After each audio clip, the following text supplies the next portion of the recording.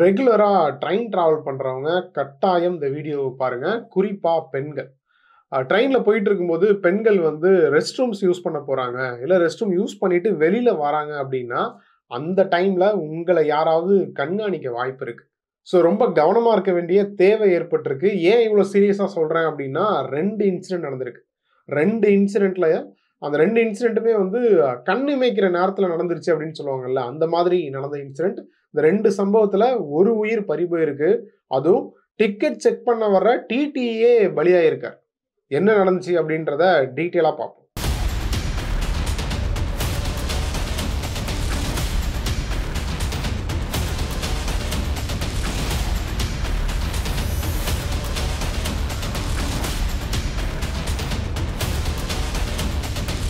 Train number 22643 Kerala எர்ணாகுளம்லேருந்து Patna போகக்கூடிய super fast express வந்து வழக்கம் போல கடந்த செவ்வாய்க்கிழமை சாயங்காலம் 5:20க்கு எர்ணாகுளத்துலேருந்து கிளம்பியிருக்கு.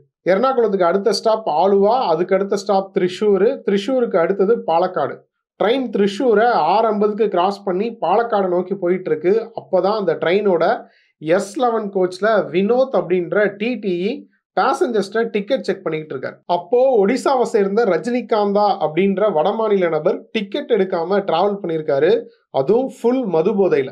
இப்போ சில வீடியோஸ் ரிலீஸ் ஆயிருக்கு. டிடிஆர் வர்றதுக்கு முன்னாடியே அந்த வடமாநில நபர் வந்து மற்ற பயணிகள்கிட்ட அநாகரிகமா பேசி டிஸ்டர்ப் பண்ணியிருக்காரு அப்படின்ற மாதிரியான வீடியோக்கள் ரிலீஸ் ஆயிருக்கு. ஸோ ஏற்கனவே இந்த ரஜினிகாந்தா அப்படின்ற நபரால அந்த S11 கோச்ல மற்ற பயணிகளுக்கு டிஸ்டர்ப் இருந்த நிலையில தான் டிடி வினோத் வந்து ரஜினிட்ட டிக்கெட் கேட்கிறாரு. டிக்கெட் இல்லைன்னு சொன்னதும் 1000 ரூபாய் ஃபைன்னு வினோத் சொன்னதா சொல்லப்படுது.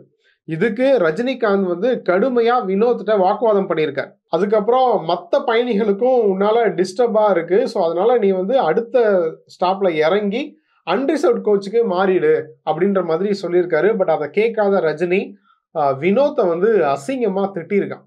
வினோத்தும் பதிலுக்கு பேசிட்டு மற்ற பயணிகள்கிட்ட டிக்கெட் செக் பண்ணி தன்னோட வேலையை செஞ்சிருக்காரு. ஒவ்வொரு பேசஞ்சர்ட்டையா செக் பண்ணிட்டு S11 கோச்சோட வாசல் இருக்கு இல்லையா, அந்த பகுதியில இன்னும் சிலர் ரிசர்வ்டு டிக்கெட் எடுக்காம இருந்திருக்காங்க. அவங்கள்ட்ட பேசிட்டு இருக்கும்போது உள்ள ஜாலியா படுத்து டிராவல் பண்ண ரஜினி அகைன் வினோத்திட்ட வாக்குவாதத்துல ஈடுபட்டிருக்கான். அப்போதான் கரெக்டா S11 கோச்சோட வாசல் பகுதியில சாஞ்சி நின்றுட்டு இருந்த டிடிஇ வினோத்தை தன்னோட 2 கையால புஷ் பண்ணி வெளியில தள்ளி விட்டுருக்கான் ரஜினிகாந்த். திரிஷூருக்கும் பாலக்காட்டுக்கும் இடையில 10க்கும் அதிகமான இன்டர்மீடியட் ஸ்டாப் இருக்கு. ஆனா ட்ரெயின் பாலக்காட்டுல தான் நிற்கும். ஸோ திரிஷூரை தாண்டி முளக்குன்னத்காவு அப்படின்ற பகுதிக்கும் வடக்கஞ்சேரின்ற பகுதிக்கும் இடையில ட்ரெயின் போயிட்டு இருக்கு. அப்பதான் இந்த சம்பவம் நடந்திருக்கு. வினோத்தோட உடல் அந்த பகுதியில தான் எடுத்திருக்காங்க. தள்ளி விடப்பட்ட வினோத் தன்னோட வலது கையால ட்ரெயினோட டோரை பிடிச்சி சில நிமிடங்கள் தொங்கியிருக்கார். ஆனா யாருக்குமே அது தெரியல. தள்ளி விட்டுட்டு ரஜினிகாந்த் ஆல்ரெடி தாம் படுத்து வந்துகிட்டு இருந்த சீட்ல போய் அகைன் ரொம்ப சாதாரணமா படுத்திருக்கான். டோரை பிடிச்சி தொங்கிட்டு இருந்த வினோத் ஒரு கடத்துக்கு மேல கீழே விழுந்திருக்காரு. ஆனா எதிர்பாராத விதமா பக்கத்து ட்ராக்ல விழுந்திருக்காரு. அப்போ ஆப்போசிட்ல வந்த இன்னொரு ட்ரெயின் வினோத்தோட உடல் மீது ஏறி இருக்கு. ரஜினிகாந்த் இப்படி ஒரு கொடூரத்தை பண்ணியிருக்கான் அப்படின்றது அங்க இருக்கிற யாருக்குமே தெரியாத நிலையில தான் S10ல இருந்து S11க்கு இந்த ஹெட்போன் இருக்கு இல்லையா, ஹெட்போன்ஸ் வந்து 100 ரூபாய்க்கு 200 ரூபாய்க்கு சேல் பண்ணுவாங்கல்ல, அப்படியே ஹெட்போன்ஸ் சேல் பண்ணக்கூடிய ராஜேஷ்குமார் அப்படின்ற நபர் S10 கோச்ல இருந்து S11 கோச்சுக்கு என்ட்ரி ஆகிறார். கரெக்டா அவர் S10 கோச்ல இருந்து S11க்கு என்ட்ரி ஆகும்போது தான் இந்த ரஜினிகாந்த் வினோத்தை வெளியில தள்ளி விட்டுருக்கான். இதை பார்த்த ராஜேஷ்குமார் அங்க இருந்த பயணிகள்கிட்ட சொல்லியிருக்காரு. அங்க இருந்த மற்ற சில வடமாநிலத்தை சேர்ந்தவங்கள்ட்ட சொல்லி ரஜினிகாந்தை பிடிச்சு வச்சிருக்காரு. அதுக்கப்புறம் பக்கத்து கோச்சில் இருந்த டிடிஆர் பாதுகாப்பு அதிகாரிகள்கிட்ட சொல்லி கையோட கூப்பிட்டு வந்து நடவடிக்கை எடுக்க வச்சிருக்காரு. ஆனா வினோத்துக்கு என்ன ஆச்சு, எங்க விழுந்தாருன்ற எந்த விவரமும் அப்ப யாருக்கும் தெரியல. 8:30 மணிக்கு ட்ரெயின் பாலக்காட்டுல நின்னதுக்கு அப்புறமா தான் ரயில்வே காவல்துறையினர் ரஜினிகாந்தை அரெஸ்ட் பண்ணி விசாரிச்சிருக்காங்க. போதையில இருந்ததுனால ரஜினி ரொம்ப சாதாரணமா இருந்திருக்கான். கேட்கறதுக்கெல்லாம் பதில் சொல்லி திமிரா நடந்திருக்கான். ஸோ ஹெட்செட் வந்து ட்ரெயின்ல சேல் பண்ணக்கூடிய ராஜேஷ் சொன்ன தகவலின் அடிப்படையில தான் முளக்குன்னத்காவு அப்படின்ற பகுதிக்கும் வடக்கஞ்சேரின்ற பகுதிக்கும் இடையில தேடி டிடிஇ வினோத்தோட உடலை மீட்டெடுத்திருக்காங்க. இதுல ரொம்ப கொடூரமான விஷயம் என்ன அப்படின்னா, 2 காலும் தனியா பிரிஞ்சிருக்கு. 9 பாகமா சிதைஞ்ச வினோத்தோட உடலை மீட்டெடுத்து போஸ்ட்மார்ட்டம் செஞ்சு அவரோட குடும்பத்தார்ட்ட ஒப்படைச்சிருக்காங்க. போஸ்ட்மார்ட்டம் ரிப்போர்ட்ல தான் வினோத் தன்னோட வலது கையை வச்சு எதையோ அழுத்தமா பிடிச்சு தொங்கியிருக்காரு அப்படின்னு சொல்லியிருக்காங்க. இந்த சம்பவம் மொத்த ரயில்வே ஊழியர்களுக்குமே பேரதிர்ச்சியை கொடுத்திருக்கு. எர்ணாகுளத்துல இருந்து ஈரோடு வரைக்கும் வினோத்துக்கு டியூட்டி. ஆனா இப்படி ஒரு கொடூரம் அவருக்கு நடக்கும்னு யாருமே எதிர்பார்க்கல. வினோத் வந்து ரொம்ப அமைதியான நபர்னு எல்லாரும் சொல்றாங்க. ஜோசப், புலிமுருகன் உட்பட 15க்கும் அதிகமான திரைப்படங்களையும் நடிச்சிருக்கார். கடந்த மாசம் 27ஆம் தேதி தான் தான் கட்டின வீட்டுக்கு கிரகப்பிரவேசம் பண்ணி சில தினங்களுக்கு முன்னாடி தான் அந்த வீட்டுக்கு ஷிஃப்ட் ஆயிருக்காங்க ஃபேமிலியோட.